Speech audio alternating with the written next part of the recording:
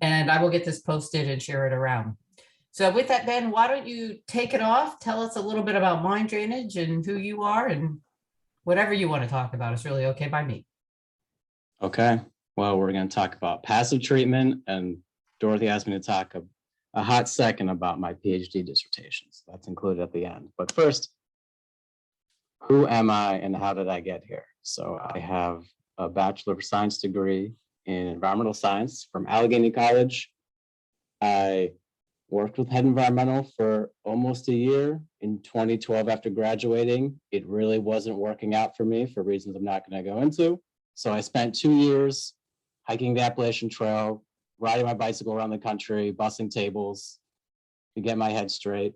And I came back to Hedin Environmental in 2014, and I decided if I didn't do a PhD, if I didn't do research, if I didn't do any graduate school work in 2016, it wasn't ever going to happen. So I started a PhD at Pitt in 2016. I stayed tangentially involved with Hedin Environmental, and I finished in 2021. As Dorothy said, she was on my committee.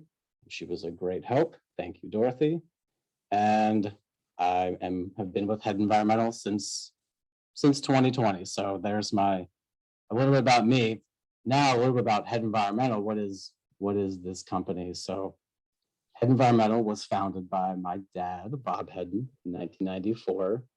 And what we mostly do, most of our work, is designing passive AMD treatment systems.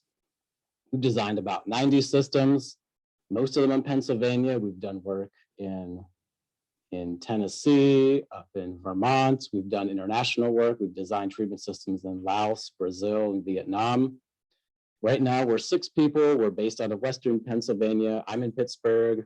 We have 2 people up in Clarion, 1 person by State College. So we all work from home, and we're kind of distributed across Western Pennsylvania.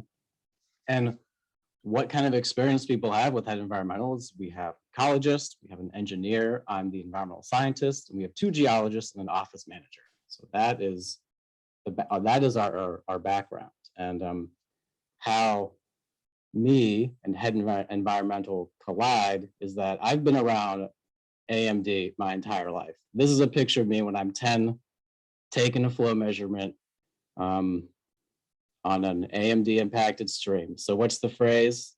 He never stood a chance. I never stood a chance. This was something that was going to be hard to get away from. So let's talk a little about acid mine drainage, AMD. So quickly, you get acid mine drainage and the oxidation of pyrite. So pyrite will weather and produce iron, sulfate, and acidity. Here's where our acid comes from. And we think about the issues with acid mine drainage. Well, one is we have metals. And so here we have some examples here, ferrous iron and ferric iron that come right from our pyrite oxidation. This acidity can also leach manganese from the subsurface. So AMD is typically polluted with manganese and can be polluted with aluminum, also leached by this acidity. And when we think about what happens with these metals, so we find them all dissolved usually in AMD, but they get oxidized and or hydrolyzed to form solids. So here are the solids that these metals typically form, and they precipitate in streams. That's why we see orange streams, because of this iron hydroxide precipitating. Manganese oxide usually forms a black solid on cobbles, on limestone, and aluminum forms this white solid. But in all these cases, we generate even more acidity. So really the things we have to deal with here, the problems here are our metals, here in purple, either in dissolved form or in particulate form, and acidity. We have lots of acidity generating reactions here. And so the solutions are to settle the metals. We remove them from our water, and then the water is pretty much clean after. And we need to neutralize this acidity. So let's first start with neutralizing acidity. Quickly, we'll go over 2 ways to do this. In active systems, we usually use the hydroxide radical to neutralize acidity or protons. And we do this by adding lime here. This is lime slurry or sodium hydroxide. And those systems usually look like you have a big tank or silo here that holds either dry lime or lime slurry that then gets metered into our AMD mixing tank right here. Passive treatments, we use the bicarbonate buffering system to neutralize acidity. We get that from limestone. So limestone here, or calcium carbonate, which we usually find in limestone, will dissolve to get us our bicarbonate. And so here's an example, picture of a passive treatment system. So here's our limestone bed. And the next step, okay, well, we can neutralize pH. Now we have to settle the metals. So one way to do that is active treatment plants usually use these clarifiers. Not usually, they can use these clarifiers. So you can see here in this active treatment system, there's a silo here that has our reagents. There's probably pumps and machinery inside this building. And finally, there's a clarifier here to settle the metals. Clean water can then go to the stream. Lots of active and all passive, well, active and all passive systems, I guess that's accurate, use settling ponds instead of clarifiers. So here's an example of iron oxide forming a solid and settling out some settling ponds, and here's some aluminum settling out in a settling pond. So now we've kind of gone over, okay, how passive treatment is different from active treatment. And so the overall philosophy of passive treatment is it's a treatment philosophy that makes the fullest use of gravity, natural materials, and natural biological, geochemical, and physical processes.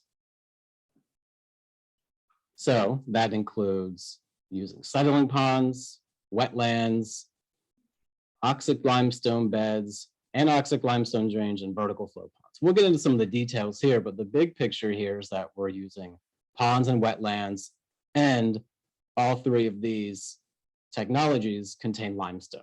So we're using limestone to add alkalinity, to neutralize acidity, and we're using ponds and wetlands to settle our solids. We're going to come back to that theme. We need to neutralize acidity and settle solids, really is what we need to do to treat AMD.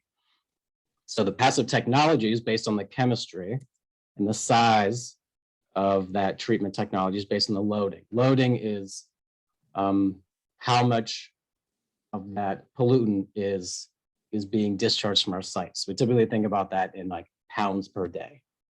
And so we're going to focus on the technology. So what are some passive technologies? And how do we decide what passive technology to use? So there's this great flow chart here that's super overwhelming that gets us to different types of technologies, but we're going to start at the top. Starting at the top, the first decision we need to make when we look at AMD chemistry is the water net alkaline or is it net acid? And I know Dorothy's students have talked about net acidity, but briefly, net alkaline means there's no alkaline addition necessary. So we think about our solutions here, we don't need to focus on neutralizing acidity here. We really just need to focus on settling our solids here. Whereas an AMD discharge that is net acid, we have to both neutralize acidity, add alkalinity, and settle solids. So let's start with net alkaline water. So in our passive treatment tree here, a net alkaline discharge usually requires or can be treated with an oxidation, settling pond, and a wetland. So let's look at what that looks like. So here is a settling pond, nice and full of iron oxide precipitates. Here's another example of a settling pond. And here is what we might find with the wetland. Wetlands typically come after. In fact, they should come after the settling ponds. So let's get into an example here. A great example is the Lober system, also called the Marchand system by some people. And so you might be thinking, okay, well, Ben, this is pretty simple. If the water is not alkaline, we just need to build a pond and the solids will settle out and we're done. Yeah, that is true. It's just a pond, but we need to think about some other ways to make the pond as effective as possible, these settling ponds as effective as possible. So the Lober system, we installed these 50-foot long fiberglass troughs. And so the water comes in really clear because all the iron's dissolved, there's no dissolved oxygen. And once the water spills over through the notches in one of the sides of the trough, we can see iron oxide start to precipitate. So the water quickly turns turbid. We are adding oxygen, we're degassing CO2, and we're also spreading out the water because we don't want one pipe going in, one pipe coming out. That water will for sure short circuit our ponds. We want to spread the water out, we want to aerate it, and that's what these troughs do. There are many different types of technologies we can use to aerate our water. Looking more at the Lober system, so here is there are many very orange settling ponds there. We can see another fiberglass weir here. Here's what the wetland looks like at the end, and the final discharge is nice and clean. And that's what we want to see. That's a good day. And so here's a satellite view from 2010 of the treatment system. And so the treatment system treats 1,900 gallons per minute, 75 milligrams per liter of iron. Oh, there's something in the way. I think that says 2,700 pounds per day of iron oxide is prevented from entering Swickley Creek. And Swickley Creek runs down here. And so it's really done a lot for the stream, which is great. And we look at the data here, we can look at all these ponds are connected by pipes. And so we've done sampling into each pond, and we can see iron concentration steadily decrease through the system. We go from 75 to about 5 milligrams per liter. And the system's been working really well for 15, 16 years. So since it was installed in 2006, it's reliably reduced iron concentrations from around 60 to 70 milligrams per liter to less than 5. And another neat thing about the Lober system, so one thing you might be asking, okay, well, Ben, it's accumulating 2,700 pounds per day of iron oxide. Won't these ponds fill up? And they definitely will fill up. And this is a thing that we need to think about in all sorts of AMD treatment is what happens with those solids that precipitate. And so here's a more recent air photo of the Lober system. And we can see there's some odd rectangular looking things up by the discharge up here. And we zoom in on them. They are geotubes full of iron oxide. So periodically these ponds need to be pumped out because they're accumulating iron oxide and therefore the retention time is decreasing. And so we need to pump out iron oxide and we pump them into these geotubes, and they're like a filter bag. And so while the water can escape, we are retaining the iron solids in there. And here's what they look like when we cut open the geotubes. And we've developed a relationship with a pigment company down in Virginia. And so we ship them this iron oxide and they use it as paint stain, wood stain, and they're actually using it as in their products. And so it's a really neat waste to resource example and a great example of a net alkaline passive treatment system. Okay, let's jump over now to the net acid side of things.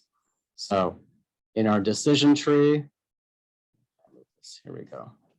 We've characterized our mine water. We've determined, okay, our AMD is net acid, which means we need to add alkalinity to our AMD, and we need to settle out solids. Let's look at, we're going to focus on only one of these technologies as just an example of how this is done. We're going to focus on an anoxic limestone drain. And so how we read this is, if our water is net acid and it contains less than 1 milligram per liter, of dissolved oxygen, ferric iron, and aluminum, then an anoxic limestone drain is appropriate. And we need, these parameters need to be met because if we have ferric iron or aluminum, these will precipitate once our AMD comes in contact with limestone. And that is what we want to avoid at all costs with these sort of systems. And so, as the name implies, an anoxic limestone drain is a limestone drain or bed that is buried to keep it anoxic. And so if we keep it anoxic and there's no ferric iron or aluminum, then that means nothing will precipitate, very little / nothing will precipitate in our limestone bed, keeping our limestone bed free of solids, keeping the limestone reactive, keeping the pore space open. And then we can follow that up with settling ponds and wetlands. So what does this look like? So here's an example of a recently installed anoxic limestone drain. I'm going to abbreviate that as ALD. So here's the ALD bed dug out. And there's going to be some plumbing attached here, but the water will come in through this pipe, out via this pipe. And in this case, there's a plastic liner installed, so there's no leakage. Liners don't need to be installed, but essentially we dig out our pond, we fill it with limestone, and then we bury it. And we seed and mulch it. So if you didn't know that there was an ALD here, you wouldn't guess it was there. It's now a grassy field, but there is an AMD treatment system below there. And so what comes out of our ALD is clear water. So we can see from this picture, the water is completely clear and it doesn't turn orange. We aren't precipitating iron until we've aerated the water. So let's go through an example of how effective these ALDs can be. So we're going to use the Howe bridge system as an example. And so in the Howe bridge system, the raw water chemistry, okay, it has 5.5 pH. That's not bad. It has measurable alkalinity. If you just looked at those two things, you might think, okay, this isn't terrible water. But then we look at the net acidity. And for net acidity, positive numbers are bad. The larger, the worse. The worse the water is. We want negative numbers, And so we see a very high, for reference, getting into the hundreds is pretty high. 1,000 acidity is terrible, terrible, terrible water. So we see there's a decent amount of acidity in this water. And so when we look at, okay, what comes out of our ALD, the pH is increased, we have much more alkalinity, and we have negative net acidity, which is what we want. Now we can put that water into settling ponds and all the metals will settle out. Well, what is what do our dissolved metals look like here? So we look at iron. We have the same iron going in as coming out. That's great. That means we're not precipitating or clogging up our limestone bed, our ALD with iron. Manganese, same concentration going in and coming out. Perfect. We're not precipitating manganese and clogging up our ALD. Calcium concentrations increase. This makes sense. We're dissolving limestone. We're dissolving calcite. So we have higher calcium concentrations. Magnesium concentrations increase slightly. There's some impurities in our calcite. This is pretty high calcite limestone here, though. And our sulfate, chloride, aluminum, potassium, silica, and sodium are all unchanged. So really the only one, the dominant and ideally the only reaction we have going on in our ALD is we have the dissolution of calcite, which increases our alkalinity, increases our pH, increases our calcium concentrations. And of particular interest to Dorothy's group is that CO2 determines the alkalinity generation in these systems. So CO2 is very important in these systems. And Dietrich will get very familiar with this summer. So we're going to be working on actually adding CO2 to ALDs to increase alkalinity generation. And so how do they work? The Howe bridge ALD has been functioning for 30 years. And it only received maintenance 3 years ago. So it was going on 28, 27 years with no maintenance. So ALDs are by far the least expensive way to generate alkalinity with mine waters, provided the chemistry is right.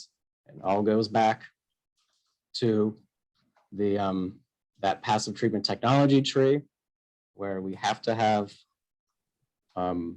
certain passive technologies can only be used, should only be used with certain water chemistry. So when the water chemistry is appropriate, ALDs are extremely effective in generating alkalinity with really, really minor maintenance over the long term. So those are two quick examples I wanted to go over about how to interpret this tree, this flow chart here, and yeah, kind of two of the most basic examples here. We have the cytolink pond route with net alkaline water. If we have net acid and these conditions are met, we can use our ALD. I'm not going to talk this talk about vertical flow ponds or oxic limestone beds. We can talk some other time about that if people are interested in it, but you can see there are other conditions that are appropriate for these technologies. Okay, that was my brief passive treatment. Talk now, let's get into, real quick, my PhD dissertation. So my PhD dissertation, which Dorothy was on my committee, again, need to give her credit for that and recognition. So my guiding question for my dissertation was, what is the fate of rare earth elements in acid mine drainage treatment systems? And I approached this using field sampling, solids characterization, and modeling. So let's jump into this. What are rare earth elements? They seem to be all in the news these days, but here's the periodic table, and what I have circled in red here are rare earth elements. Yttrium and the lanthanide group here. And so why do we care about rare earth elements? They are really important in modern technologies, especially renewable energy technologies, like permanent magnets in windmills. For example, a kind of good personal example is what makes your phone vibrate whenever you get a call or text message is a neodymium magnet. So all of our cell phones, to alert us of all of our cat videos, you relies on neodymium. And every good story comes with a conflict. There's a conflict with rare earth elements. The conflict is almost all of the rare earth elements that are mined and or refined in the world are mined or refined in China. And so we can see here that since the mid-2000s, the percentage of rare earth elements mined and refined in China has really exploded. There are lots of geopolitics and pollution issues with rare earth elements. One of the few places where rare earth elements are refined outside of China is in Malaysia, and a common byproduct of rare earth element refining is radioactive waste. And so there's been a big back and forth between mining companies and governments about the pollution associated with this mining. So that gets us to, okay, what's the connection with AMD? And is AMD a good source of rare earth elements? And so when we look at here, excuse me, I'm going to show a bunch of discharges, and here the range and pH of those discharges. And here in the y-axis, I have a log scale of rare earth elements. So let's look at our data here. So we can see that low pH AMD has the highest concentrations of rare earth elements. As we increase pH, we slightly decrease, and then there's this real obvious inflection point at around pH 5.5, where the higher pH AMD discharges have very low concentrations of rare earth elements. We can get up to about 1 milligram per liter in these low pH AMD discharges. So these low pH AMD discharges are really what we want to focus on for rare earth element recovery. And so when we think about what happens to metals and rare earth elements during treatment, here's a conceptual model here. So we have AMD with lots of dissolved metals coming into our treatment system. We have clean water with low concentrations of dissolved metals leaving. So we're retaining those metals in our treatment system, like at Lober, all that iron oxide. We're precipitating and retaining those metals in our treatment system. They can either be black manganese oxide coated aggregates. It can be iron oxide, sludge, which can be dried out into iron oxide that looks like this in these piles. And so we think about what happens to rare earth elements during this process. We know we have rare earth elements coming into our system, and it turns out the rare earth elements stick around with these precipitated metals. So we have very low concentrations of rare earth elements leaving our AMD treatment system. The rare earth elements are retained in our treatment system. And so one of my driving questions are, okay, well, what are the details of the system? So we know we have rare earth elements with these AMD solids, but what other details can we get?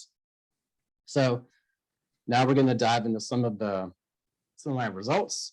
So this work was done with the National Energy Technology Laboratory in Pittsburgh and the Stanford Synchrotron Radiation Light Source out in California. And so one of the ways we got at this association is we used synchrotron micro XRF, and we'll get into what that produces. But to get this data, we started with our AMD waste, manganese oxide coated limestone.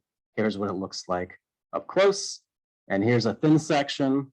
And so you can see there's this black coating on the outside of the limestone, and that's the manganese oxide. And when we use our XRF, or X-ray fluorescence, that actually highlights, okay, well, what elements are distributed where? And so here we can see, when we take this black box here and we look at our XRF image, we can see that calcium in green here, we have high concentrations of calcium because we have calcium carbonate as our limestone. Red is manganese oxides, and we see we have this manganese oxide coating on our limestone. And when we do the same thing for rare earth elements, and here for rare earth elements, we can look at the relative concentrations.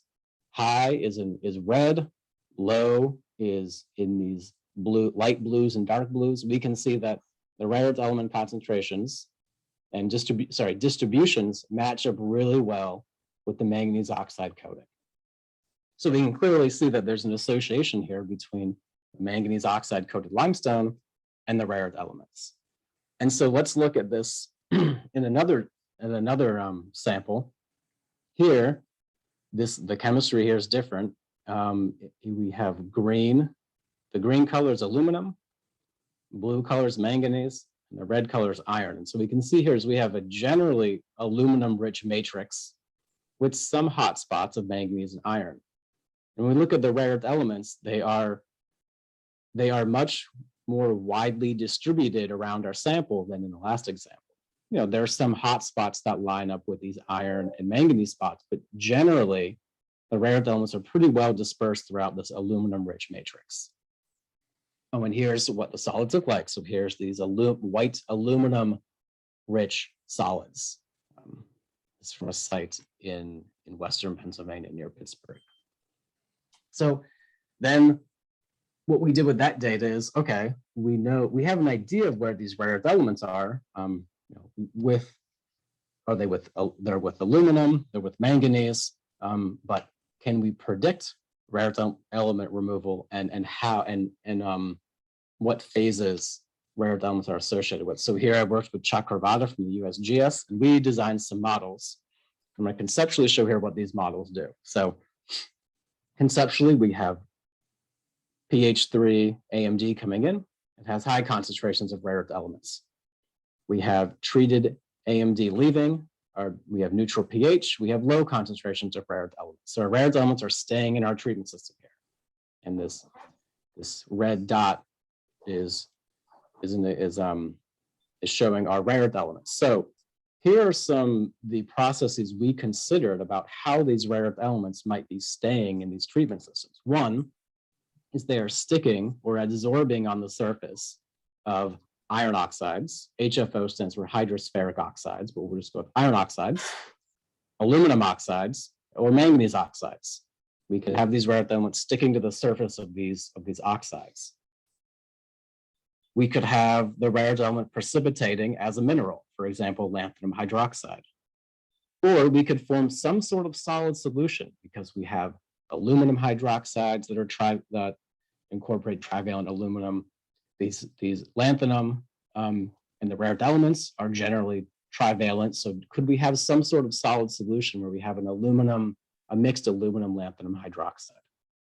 So what Chuck and I did is we examined all of these processes and we determined that rare earth element mineral precipitation does not explain rare earth element removal in these systems, and neither does solid solution. So we really ended up with, it's the adsorption or the sticking of rare earth elements on these solids that explains the rare earth element removal. And the models we made then, I'm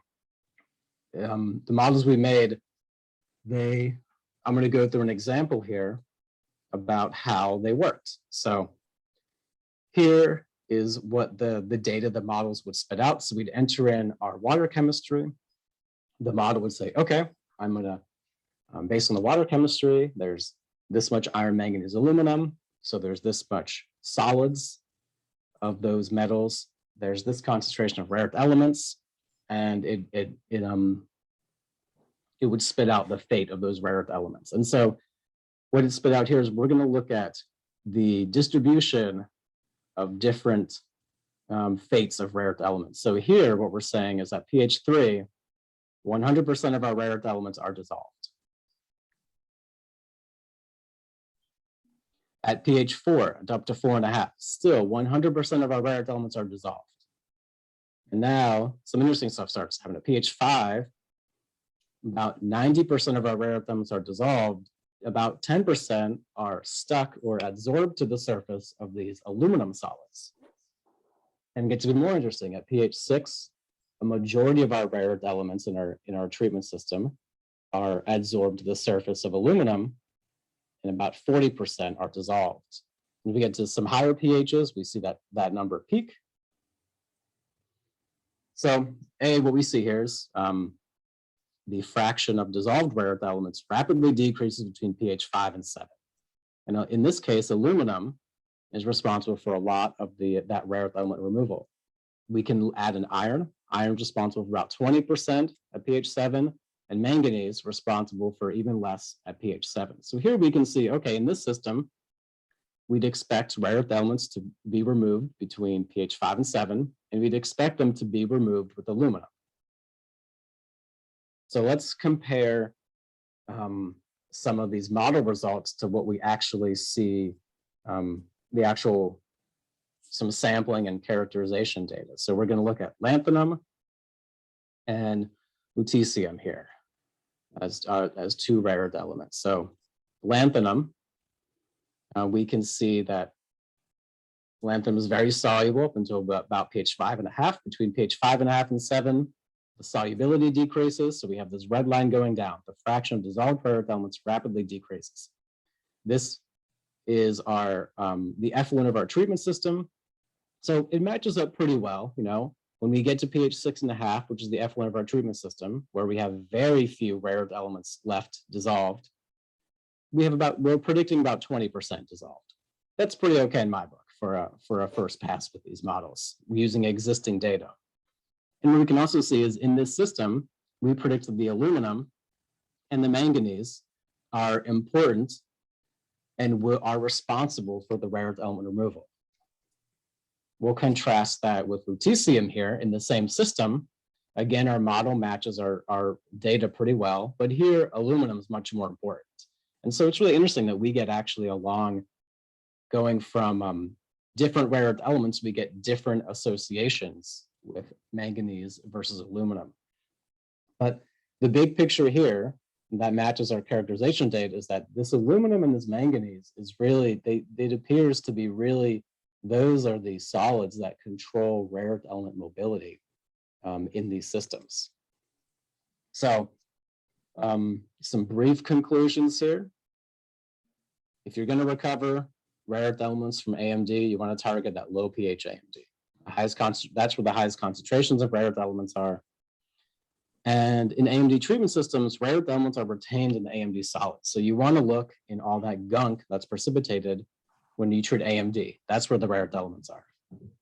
And the characterization data suggests that aluminum and manganese minerals, at least in passive systems, appear to be important, most important, to removing rare earth elements from AMD. So the rare earth elements tend to stick to the surfaces of the aluminum and the manganese solids. And finally, the models that Chakravarti and I developed can predict rare earth element removal in these systems, and you could apply them to many other systems and kind of get an idea of, okay, if we treat the water this way, what could we predict? When would the rare earth elements come out? If we have these solids in our AMD treatment system, what solids would these rare earth elements be associated with? And the big part there is, if we can predict these actual solid associations, the next question is, okay, well, could we design a way so that we could only dissolve the aluminum or the manganese phases and not dissolve all the iron phases, and selectively mobilize those rare earth elements? So that's kind of the direction this work is going. You know, can we predict these rare earth element mineral associations, and can that inform our extraction procedures? All right, that was a lot of talking, but now there's a lot of time for questions. So please ask me some questions.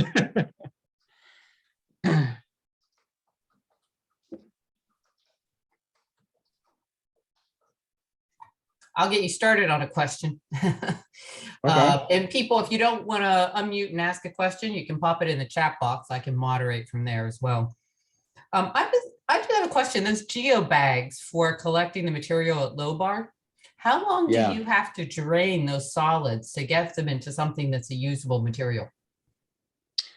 So about a year is what we're finding. About a year from when you pump it in as a sludge, which is mostly water, and we really need to dewater it down to about 45% solids. I think that's the number, where we can really get it into a truck and it won't just form this gelatinous, leaky mixture. So about a year to dewater. So it's a long process between pumping the iron oxide, waiting a year, and then either trucking it up to, we actually have a facility near Clarion where we can dry the iron oxide even more. We have a warehouse where it's a covered roof, so we can keep it out of the rain. Or if it's dry enough, we can truck it right down to Virginia. You have a question here from Lewis McDonald about, I'm sure these are the absorption models. Are they empirical or mechanistic? And I think when you answer that, you might also want to mention to Lewis the issues with the thermodynamic data. Yeah, so we are simulating, move that check. There are, we're simulating we are simulating the mechanism of surface complexation. So we have that thermodynamic data built into our model. And so, yeah, so that's the data we have built into these equilibrium models is the surface complexation data. And as far as, expanding a little bit on Dorothy's point of the limitations with the data, this is all existing data that we've compiled from a lot of different sources, many different sources. And for some of for some of the solids, like the aluminum solids, there's not great data on the rare earth element surface complexation thermodynamics. So we estimated the rare earth element surface complexation thermodynamics through a method that Dzombak and Morel and Carmelides and Dzombak have used, but some of the data is calculated. So that's kind of comes with an asterisk there, I think, till there's a nice, kind of carefully controlled lab study to validate that data. You have a question regarding, do you extract rare earth elements from AMD solids? Do you have a sequential leaching procedure you use? No, so that is something that lots of people are working on. Well, I know lots of people, quite a few people are working on that. I did a little bit of that at NETL.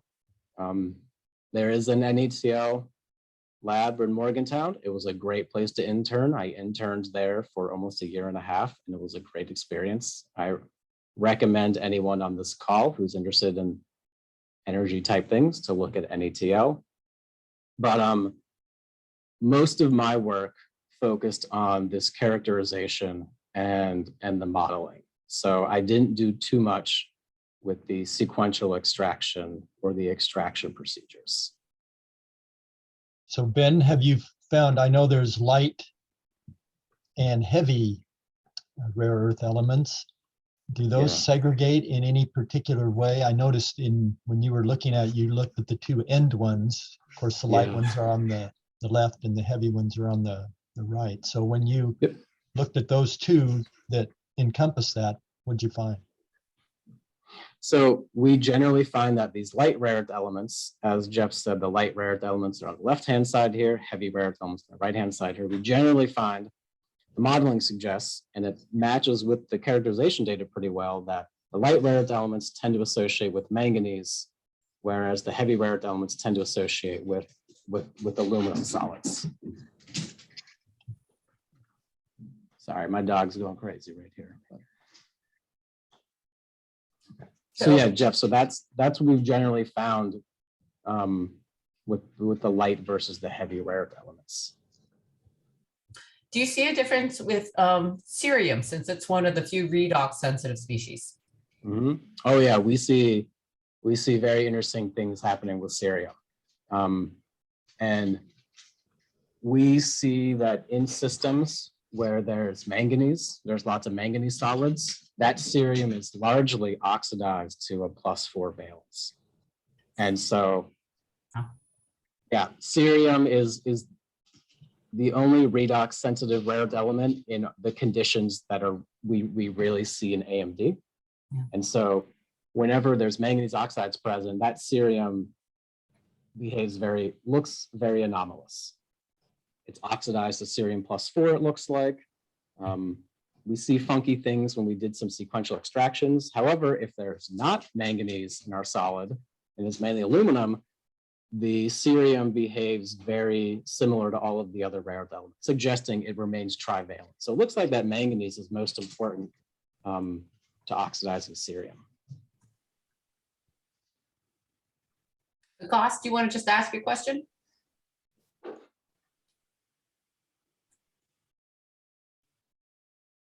You're muted. I have a quick question. Yeah.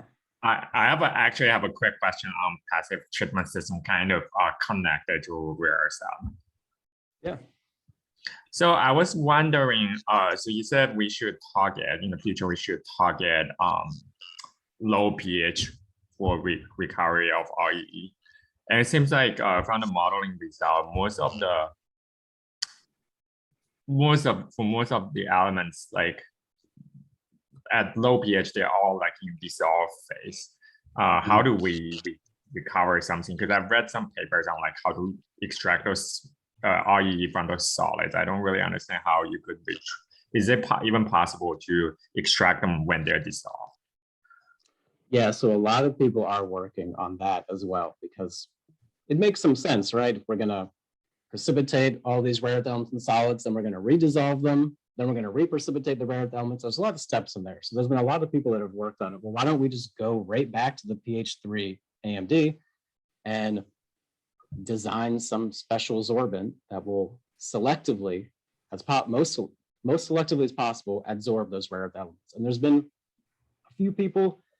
I've been involved with one effort, and I know there was a group at CMU looking at functionalized silica sorbents or something like that. So there has been work on it, and I can't speak much more than that because I don't know much more than that, other than people are working on it, because it's definitely a promising way to just selectively absorb those rare earth elements first, and then you don't have to deal with all of the iron, manganese, and aluminum solids. So yeah, there's my answer, non-answer to your question. Thank you. If you could look there, you have a couple questions in the chat. If I'm gonna have to go on mute here because of some noises, but if you check the chat as you work your way through. Okay, so I see, let's see, why different rare earth elements have variable association with aluminum, manganese, iron. Is it related to their absorption sites? I think that's related to the thermodynamics. The rare earth elements have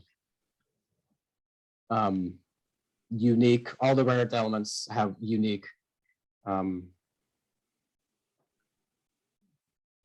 K values with different solids. So I think it really comes down to the unique thermodynamic data for all the rare earth elements and their surface complexation.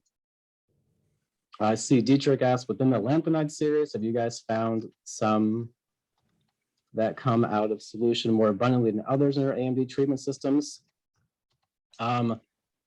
Not really. We haven't really found that certain rare earth elements are more or less soluble in the AMD treatment systems. There seems to be so much time for reaction and so many sorbents that they're really all removed.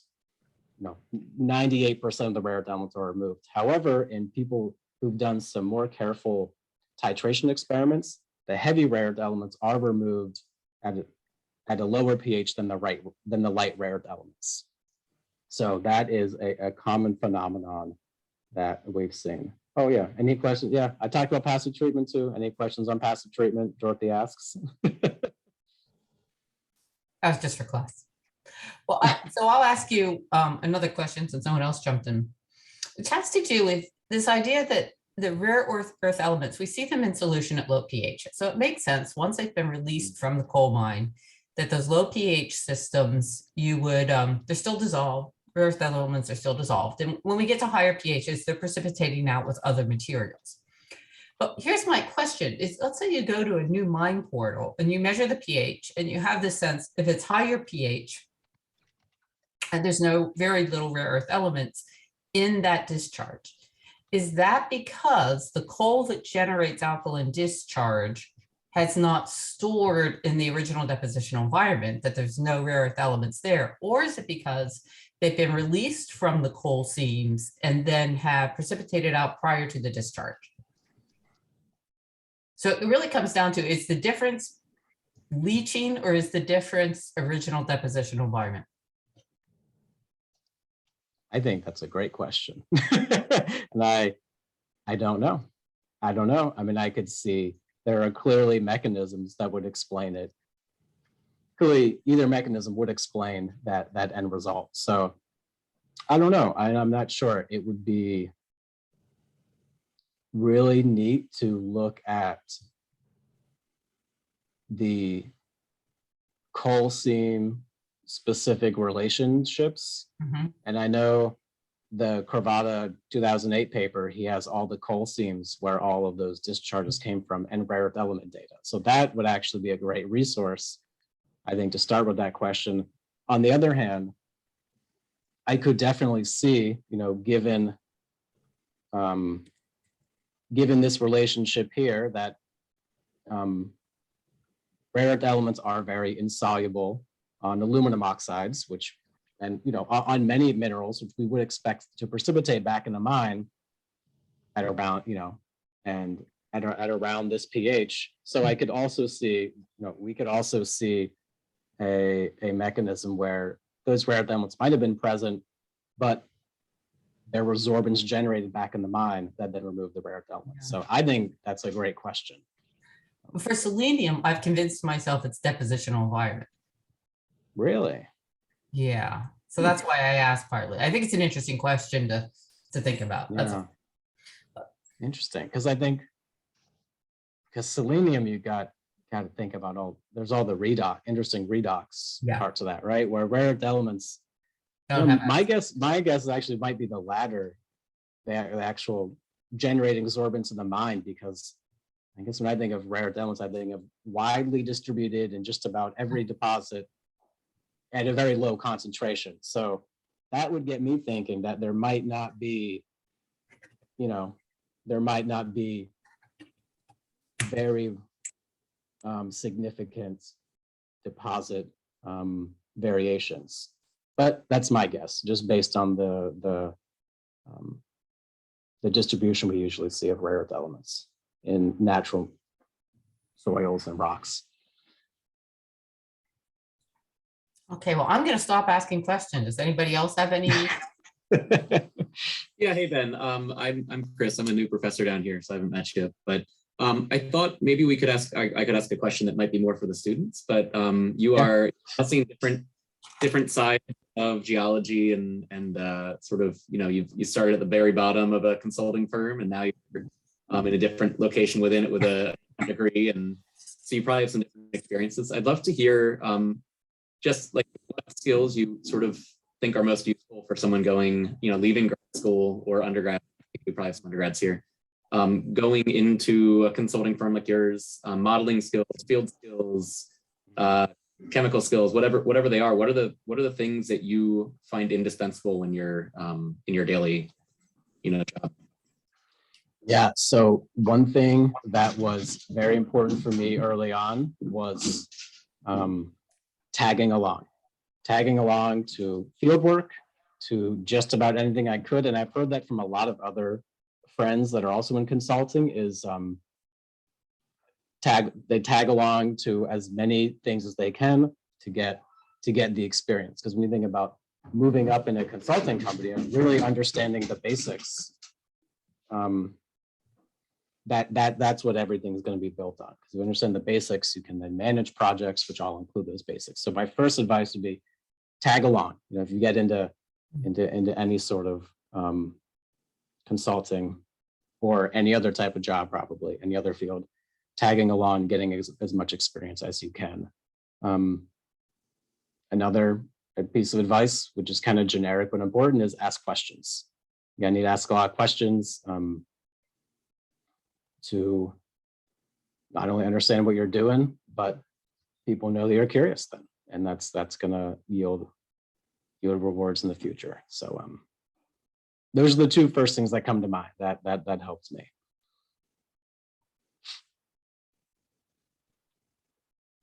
Thanks. Are there any like tools or skills that you think are particular in terms of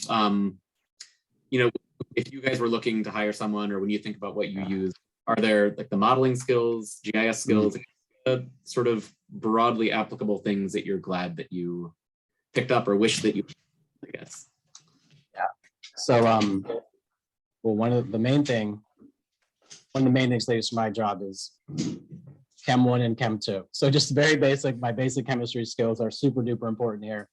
As far as skills beyond that, I do know GIS, and it has been really useful in my job to understand GIS. I wish I knew CAD. I wish I knew just the basic laying out a pond in CAD, but I don't know any CAD, and therefore I'm super duper useless in that department. And I wish I understood some CAD. So those are two great skills. Software skills to know. There's chemistry. We don't do too much modeling in most of our work. I think most of the more applied work we do, like towards treatment systems, we don't need and we don't use these sort of models like I showed here for the rare earth elements. So the modeling isn't quite as important with the more applied outlook for a job, more applied career. Finally, field skills. Field skills are great. They're a great base to build on. If you have some experience water sampling, measuring pH, alkalinity, collecting samples, even basic surveying, like or calibrating your mind to think in terms of using a laser level and how you can just get different elevation, just what and how that works. Those are great skills to have too. Thanks. I think we're always Okay. striving professors and teachers to teach the skills that are useful. So it's nice to have that feedback. Okay. Well, thank you, Ben. We really appreciate you being willing to chat, and particularly since we kept adding people to the list. And I'm glad you talked about the rare earth elements too. I think both pieces are interesting and useful. So. Yep, I agree. I like my PhD was a lot of fun, was a lot of work, but it was really, really great. And the treatment side of things is really rewarding. So it's kind of like a nice, I don't know, both sides of the things that I find interesting and rewarding. So it was, yeah, both have been important to me in the past 5 years. Excellent. Well, thanks again, Ben. And you're getting lots of thanks in the chat box. I'll let you have a look at those. Yes. Okay, thanks everybody for everybody. Thanks, joining us. Dorothy, for having me. Oh, yeah. I think my research group is just